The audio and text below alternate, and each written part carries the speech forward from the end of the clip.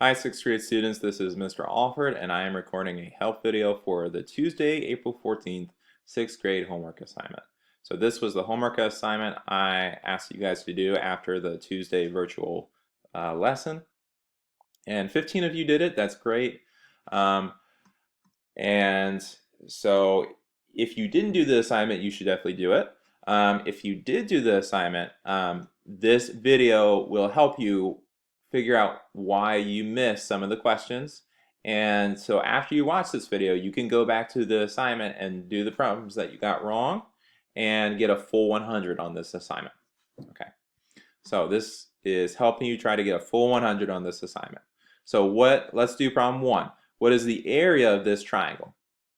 So a lot of you chose, let's see. Sorry. So all of you actually for this first problem, you chose 24 square inches. And none of you chose the right answer, 12 square inches. So you guys are actually really close. Let's talk about this problem for a quick second. So all of you chose the 24 square inches answer, but 12 square inches was the right answer. Let's talk about why. So this triangle right here, let's see.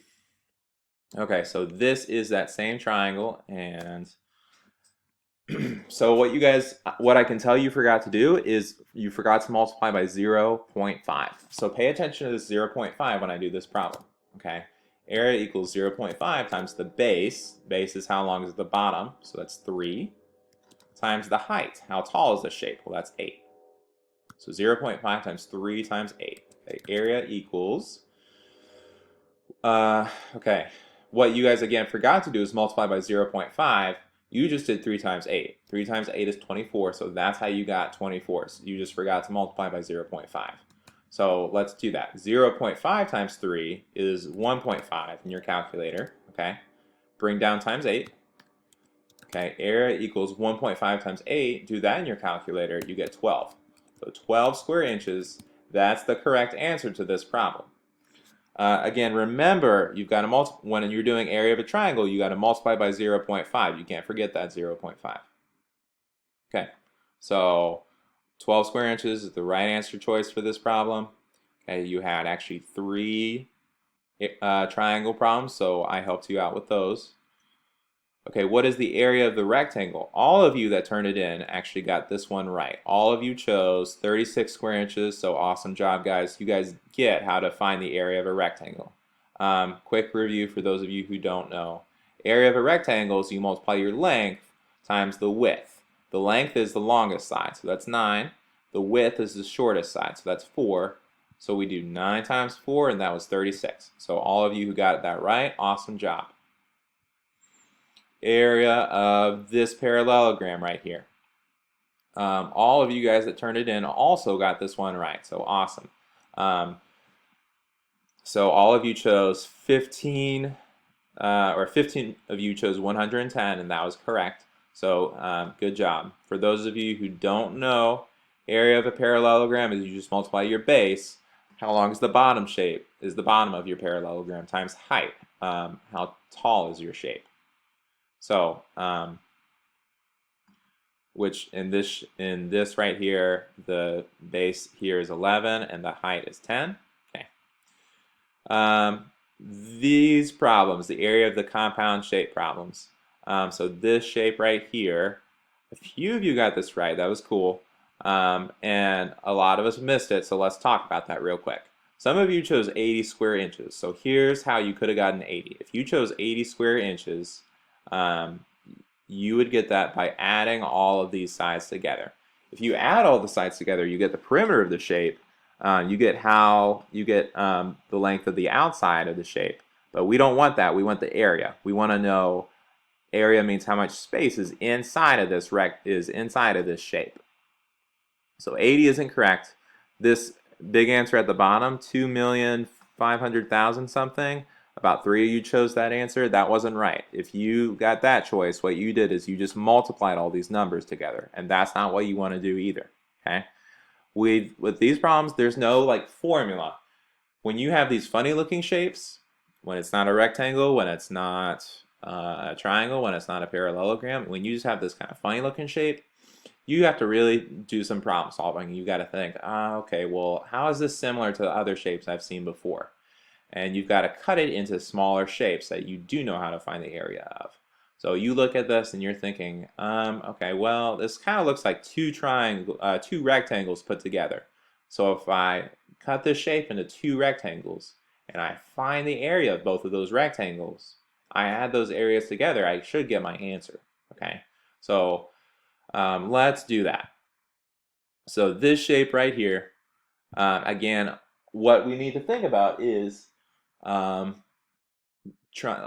thinking, well, I know how to find the area of rectangles. So if I cut this shape into smaller rectangles, I should be able to do this.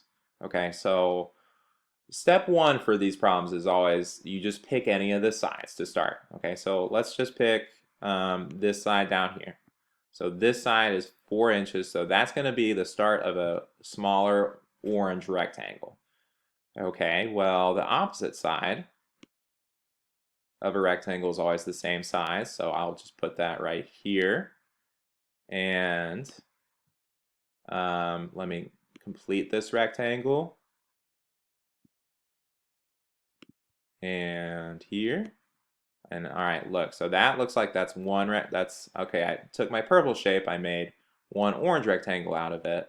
Now with the rest of the purple, I should be able to make another rectangle out of it. Okay, well, let's see. This top side right here, okay. And then the opposite side has to be the same length.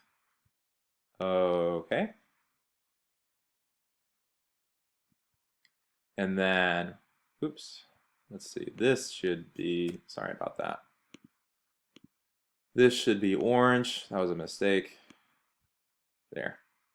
So again, there's my orange rectangle. And let's go back to finishing the green rectangle.